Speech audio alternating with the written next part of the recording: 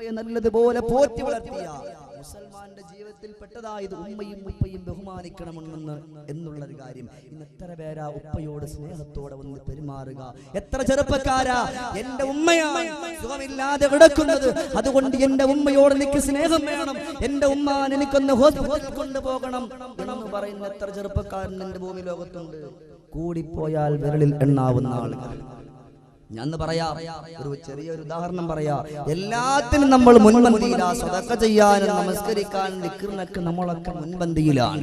പക്ഷേ ഇങ്ങനെ മാത്രം ചെയ്തിട്ട് കാര്യമില്ല. പണ്ടൊരു ഉമ്മ ഒരു ഉസ്താദിനെ വിളിച്ചു പറഞ്ഞു, ഉസ്താദെ നാളെ നിങ്ങൾ നേരം വെളുക്കുമ്പോൾ എന്റെ വീട്ടിലേക്ക് വരണം. കാരണം എന്ന് പറഞ്ഞാൽ എനിക്കൊരു കിണർ കുഴിക്കണം. അതുകൊണ്ട് ആ കിണർ കുഴിക്കുമ്പോ ഉസ്താദ് എന്റെ കിണറ്റിന് സ്ഥാനം കാണിച്ചാണ്. ഉസ്താദിന് കുഴപ്പമില്ല, ഇൻഷാ അല്ലാഹ് ഞാൻ നാളെ നേരം വെളുക്കുമ്പോൾ നിങ്ങളുടെ വീട്ടിൽ വരും, നിങ്ങൾ ഒന്നും പേടിക്കണ്ടെന്ന് പറഞ്ഞു. സുബ്ഹാനല്ലാഹ്, പിറ്റേന്ന് നേരം വെളുത്തപ്പോൾ ഉസ്താദ് വീട്ടിലെത്തി.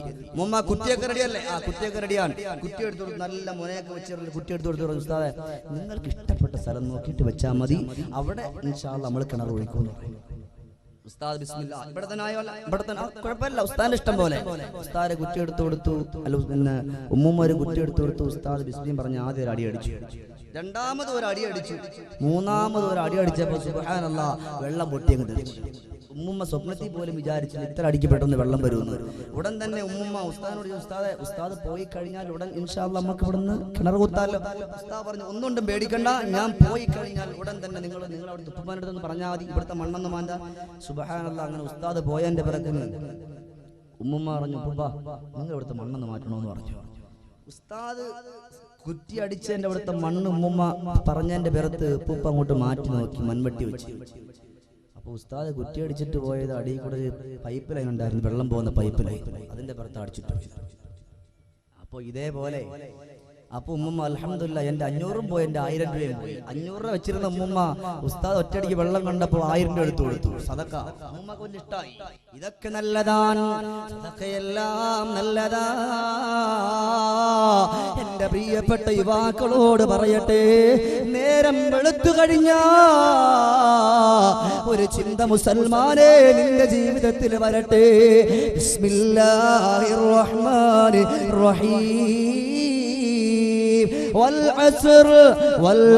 അല്ലാഹു തആല കാലഘട്ടത്തെ കൊണ്ട് സത്യം ചെയ്തുകൊണ്ട് പറയാ, ഇന്നൽ ഇൻസാന ലഫീ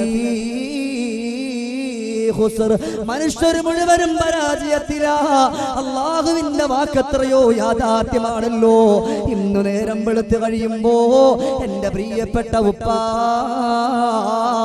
എന്റെ പ്രിയപ്പെട്ട ഉമ്മ തസ്ബീഹ് മാലെടുത്തുകൊണ്ട് മാത്രം സുബ്ഹാനല്ലാഹ് ചൊല്ലിയിട്ട് കാര്യമായില്ല.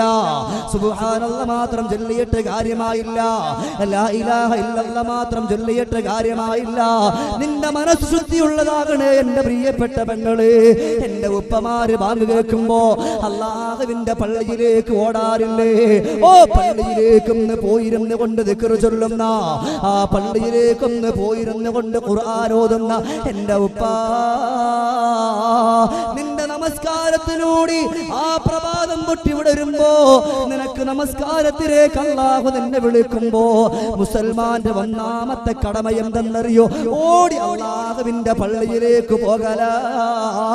ആ പള്ളിയിൽ പോയിരുന്നു കൊണ്ട് നമസ്കാരം കഴിഞ്ഞിട്ട് ചങ്കൂറ്റമുള്ള ഏതൊരു ചെറുപ്പക്കാരായാലും ഏതൊരു ഉപ്പമാരായാലും എന്റെ പ്രിയപ്പെട്ട പെങ്ങന്മാരാണെങ്കിൽ വീട്ടിന്റെ കത്തട്ടിൽ ഇരുന്നു കൊണ്ട് മുസല്ലാ വിരിച്ചുകൊണ്ട് നല്ലതുപോലെ ഖുർആൻ ഓതുന്ന പെണ്ണേ, യാസീൻ ഓതുന്ന പെണ്ണേ, തസ്ബീഹ് ചൊല്ലുന്ന പെണ്ണേ. ഇന്ന് എത്ര പെണ്ണുങ്ങളായി ഇതേപോലെ തസ്ബീഹ് ചൊല്ലുക. ഇന്ന് വിശുദ്ധമാക്കപ്പെട്ട പള്ളിയിൽ നിന്ന് ബാങ്ക് കേൾക്കുന്ന സമയത്ത് പോലും ടിവിയൊന്നും ഓഫാക്കാതെ ഇന്ന് മഗ്രിബിന്റെയും ഇശാഇന്റെയും ഇടയ്ക്ക് വാള് വെക്കുമ്പോ ഇന്നെന്തുകൊണ്ടാ ഇന്ന് വാള് കേൾക്കാൻ ആളില്ലാത്തത്? എന്റെ പ്രിയപ്പെട്ട പെങ്ങന്മാരോട് ഞാൻ എന്ന് ചോദിക്കട്ടോ, എന്റെ പെണ്ണേ, മുസൽമാന്റെ ജീവിതം എന്നുള്ളതല്ലേ? ആയിഷാന് പേരിട്ടിട്ട് കാര്യമായില്ല, ഖദീജാന് പേരിട്ടിട്ട് കാര്യമായില്ല, ലോകത്തിന്റെ നേതാവിന്റെ പ്രിയപ്പെട്ട ഭാര്യമാരുടെ പേര് മാത്രം ഇട്ടെന്ന് പറഞ്ഞിട്ട് കാര്യമായില്ല. എങ്ങനാ പെങ്ങളെ നിങ്ങൾക്കൊന്ന് മനസ്സ് വരിക?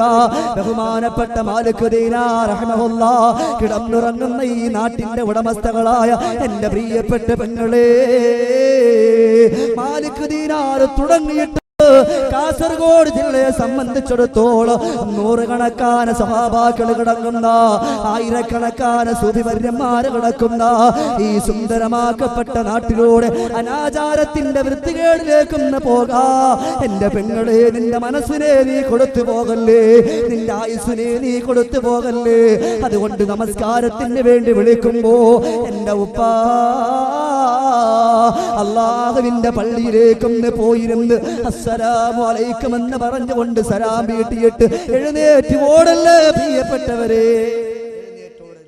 മുസൽമാനാണെങ്കിൽ അവൻ അവിടെ പോയിരുന്നു കൊണ്ട് നമസ്കരിക്കും. ഇമാമൻ ജമാഅത്തായിട്ടൊക്കെ നമസ്കരിക്കും നല്ലതുപോലെ.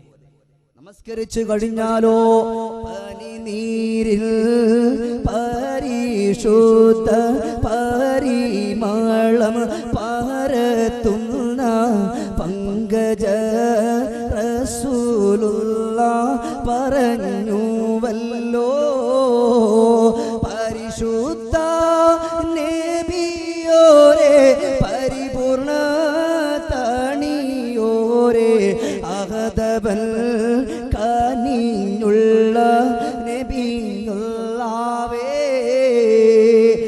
ആഖിറിന്റെ റസൂൽ പറഞ്ഞു, നിന്റെ നമസ്കാരം കഴിഞ്ഞിട്ട് എഴുന്നേറ്റ് ഓടരുത്. നമ്മുടെ നാടുകളിൽ മുഴുവൻ അപകടങ്ങളാണ്.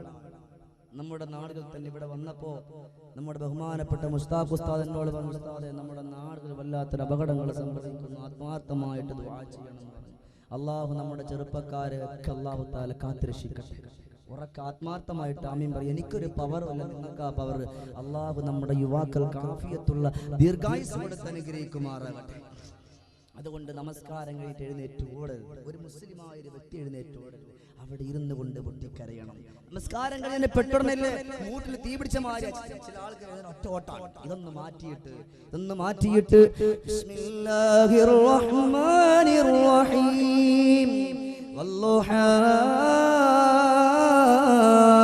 والليل إذا سجى ما ودعك ربك وما قلى وللآخرة خير لك من الأولى ولسوف يعطيك ربك فترضى ألم يجدك يتيما فآوى ووجدك ضالا فهدى.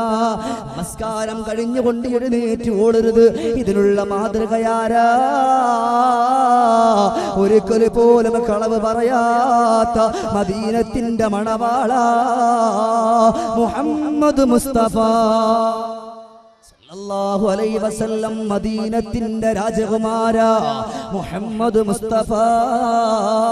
140 കോടി മുസൽമാന്റെ ചങ്കിലച്ചോരയായ കരളിന്റെ കാതലായ കണ്ണിലുണ്ണിയായ മദീനത്തെ വസന്തമേ, ഓ വസന്തത്തിൽ വിരിഞ്ഞ പനിനീരേ, ഓ പനിനീരിൽ വിരിഞ്ഞ പരിമളമേ, ഓ പരിമളത്തിൽ വിരിഞ്ഞ സുഗന്ധമേ, ആ സുഗന്ധത്തിൽ വിരിഞ്ഞ നർമ്മണമേ, ഒരിക്കൽ പോലും മനസ്സിന്റെ മണിയറയിൽ നിന്ന് മാഞ്ഞു പോകാതെ മറയാതെ മലീമസമാകാത്ത മടിത്തട്ടിൽ കിടക്കുന്ന ലോകത്തിന്റെ പുന്നാര നബിയേ, സയ്യിദുൽ കൗനൈൻ അനീസുൽ ഗരീബി റഹ്മത്തിൽ ലിൽ ആലമീൻ റാഹത്തിൽ ലിൽ ആശിഖീൻ സിറാജുസ് സാലിഖീൻ നബിയേ മുഹമ്മദ് മുസ്തഫ